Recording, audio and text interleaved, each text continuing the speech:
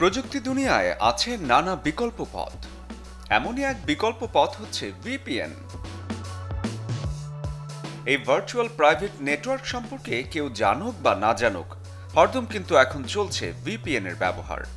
আর ব্যবহারের প্রাথমিক উদ্দেশ্যই হচ্ছে নিজের পরিচয় গোপন রেখে নেটে বিচরণ। কিন্তু যে কাজই ব্যবহার হোক না কেন, ভিপিএন ব্যবহারে হতে পারে তথ্য চুরি। যদিও নেট ব্যবহারকারী 500 কোটি মানুষের মধ্যে 120 কোটি মানুষই ব্যবহার করেন ভিপিএন, তাহলে পার্থক্যটা কোথায়? যারা আদতে ব্যবসা বা কাজের জন্যই ভিপিএন ব্যবহার করেন তাদের থাকে প্রিমিয়াম সাবস্ক্রিপশন, কিন্তু এদিক ওদিক যে ভিপিএন চলছে তার বেশিরভাগই ফ্রি ভার্সন। অতএব ঝুঁকি রয়েই গেল।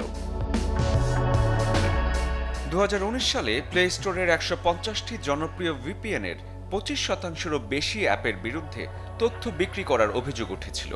অ্যাপের ফ্রি ভার্সনের পেছনে থাকে হ্যাকার, যারা ইউজার ইনফো বিক্রি করে দেয় ডার্ক ওয়েবে।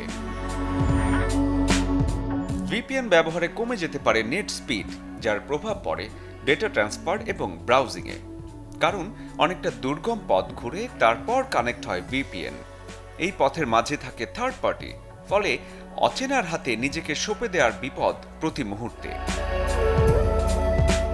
সবচেয়ে মুশকিল হয় যখন ইউজার নেম এবং পাসওয়ার্ড বেহাত হয়, আর তখন আর্থিক বা আইনের ঝামেলায় পড়লে অবাক হবার কিছুই থাকবে না।